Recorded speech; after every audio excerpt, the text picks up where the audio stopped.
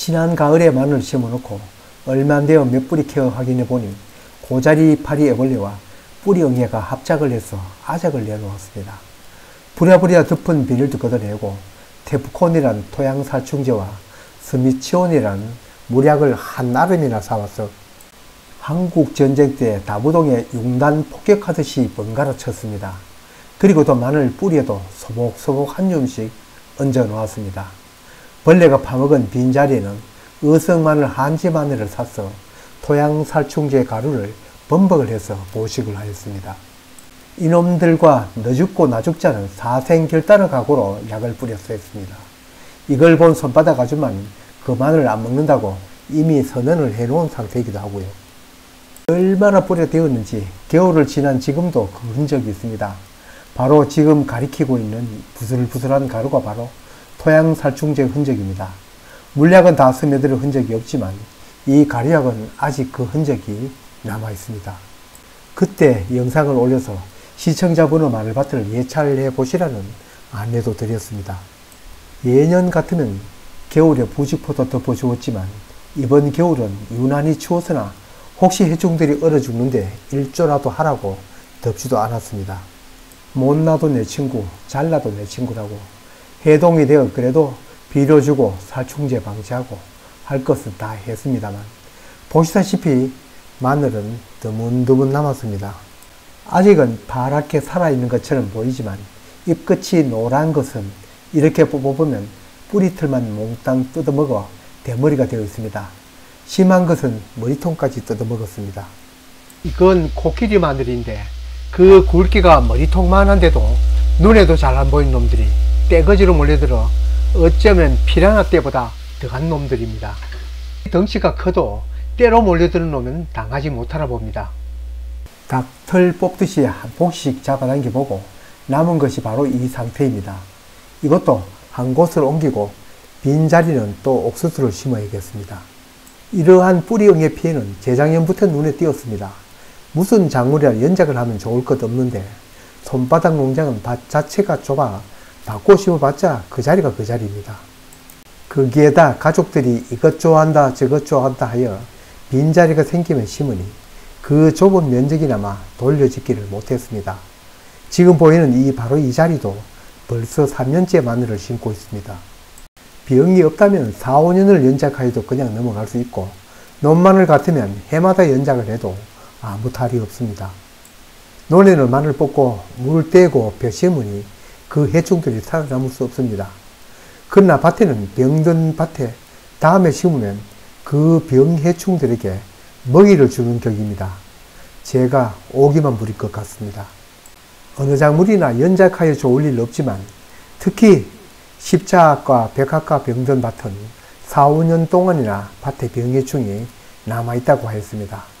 이론을 무시하고 설마 했던 것이 역시로 보입니다. 올해를 마지막으로 앞으로 5년 동안 마늘 농사를 쉬어야겠습니다. 번갈아 가면서 방제한 농약 이보다 더 칠 수는 없으니까요. 같이 연작을 해서 심은 양파밭은 썩 잘 자라지는 않지만 그래도 피해는 적습니다. 마늘보다 향이 적으니 뿌리응애의 입맛을 덜 돋구는지 호가다 몇 포기 잎이 노란 것을 뽑아보면 실뿌리가 없습니다. 그래서 양파와 파는 또 어떤지 그것은 실험삼아 심어보겠지만 마늘 재배는 이놈들에게 두 손 들었습니다. 그러나 마늘 재배에 대한 실험은 계속됩니다. 쏟아지는 폭탄 속에서도 살아남는 병사이사들이 드문드문 남은 것은 뿌리도 튼실합니다. 그래도 농부의 마음 이걸 그대로 방치할 수는 없어 한테 모으려고 뽑았습니다. 이미 실뿌리가 없어진 것은 버리고 온전한 것은 그래서 담아 연망으로 옮기려고 합니다. 같은 밭도 옆의 망은 좀 덜 심합니다. 듬성듬성 비어있는 자리에 옮겨 심어봅니다. 하답답해서 하는 일이고 농부인이 이무감에서 하는 일이지만 남아있는 이놈들도 끝까지 살아남을지는 미지수입니다. 그래도 이왕이면 좋은 쪽으로 생각하겠습니다. 한편으로는 앞으로 마늘 농사 제대로 배우라고 문제를 주는지도 모릅니다. 비록 마늘은 흉년일지라도 좋은 경험이 될 수는 있습니다. 이제부터 남은 밭에는 농약은 칠 수 없을 것으로 생각됩니다. 물론 반감기가 있어 세월이 가면 약 성분은 사라지겠지만 제 관념 속에 너무나 많이 남아있기 때문입니다. 이제는 마늘 스스로 병의 중 이겨나가야 할 것입니다. 지금까지 친 것을 생각하면 더 이상 추가로 칠 수 없습니다. 비료는 주겠지만 병만큼은 행운을 빌 따름입니다. 이 영상을 올린 까닭은 제가 경험한 연작 피해를 앞으로 저와 비슷한 경험을 가질 시청자분과 공유하기 위해서입니다. 농사 경험이 그렇게 많지는 않지만 병은 외부로 오는 경우도 있지만 내 밭 안에 있는 경우가 많다는 것을 다시 몸으로 느낍니다. 그래도 세월은 가나 봅니다.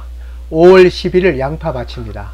처음에는 몇 뿌리가 고자리나 응애 피해를 받았는데 해동이 되고는 아무 탈 없이 자라고 있고 주먹만한 뿌리를 내리며 벌써 누우려고 합니다. 작황은 그런대로 괜찮아 보입니다. 문제는 마늘입니다. 두 망에 있던 마늘을 한 망으로 합친 후에도 고자리와 응애는 사라지지 않았고 4월이 지나서야 진정되었습니다. 마늘밭에 가끔 보이는 양파는 빈 땅이 보기 싫어 몇 포기 심어둔 것입니다. 고자리 애벌레와 뿌리 응애가 하도 극성이어서 남아날 마늘이 없을 줄 알았는데 그래도 수확할 것은 있는 것 같습니다.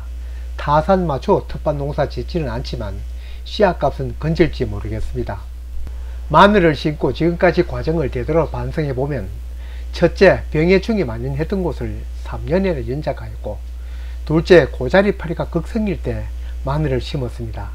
셋째, 그런데도 그 피해를 일찍 발견하여 조치를 취하지 못한 까닭이라고 생각됩니다. 위기는 기회라고 하였습니다. 저도 그렇게 생각하고요. 올가을 마늘 심기는 고자리, 응애 피해갈 방법을 찾아보겠습니다. 찾았다면 한 수 배우는 것입니다. 도전은 계속됩니다.